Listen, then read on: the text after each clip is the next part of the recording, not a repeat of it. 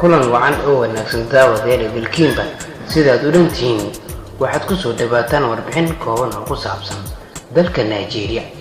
warbixinta aynu ku bilaabno anigoo Liban Hussein Ahmed Linafa ayaa halkan idinkaga soo jeedinaya.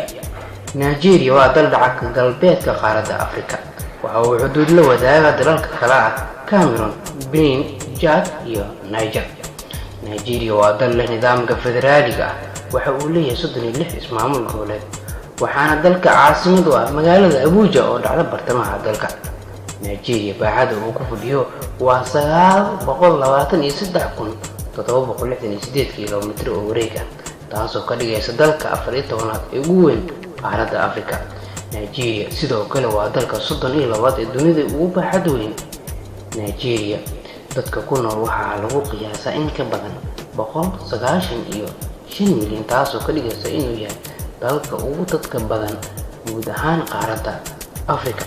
Nigeria sidoo kale waa dalka 7aad ee dunida ugu dadka badan, waana dal sare u kac ka sameynaya dhanka taranka marka loo eego sanadihii u dambeeyay.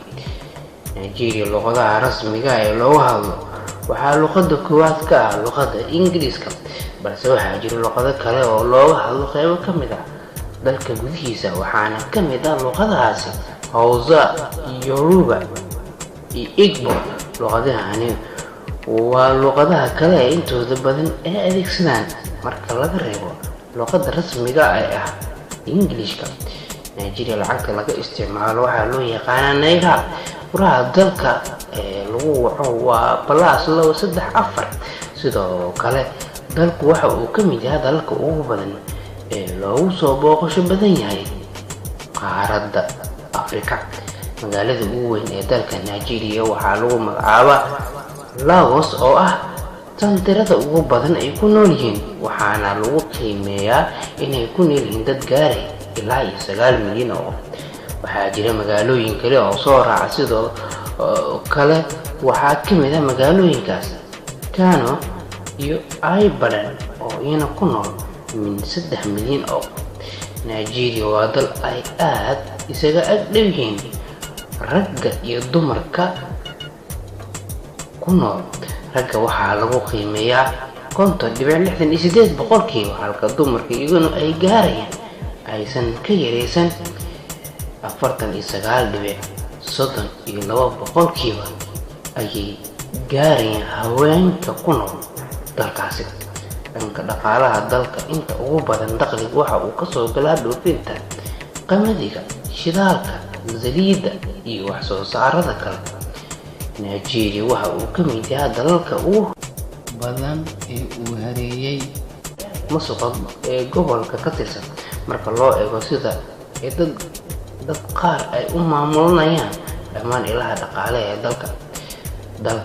waxaa lagu tiriyaa dalalka aan loo maareynin dhaqaalahooda sidii loo baahnaa, waxaana ay dad badan aaminsan yihiin in haddii sida saxda ah loo maareyn lahaa uu dalka la baratami lahaa dunida inteeda kale. dalka Nigeria dakhliga guud ee sanadkii tagay waxa uu ahaa 376 bilyan, taasoo ka dhigtay inuu noqdo dalka 31aad ee dunida ugu dakhliga badan.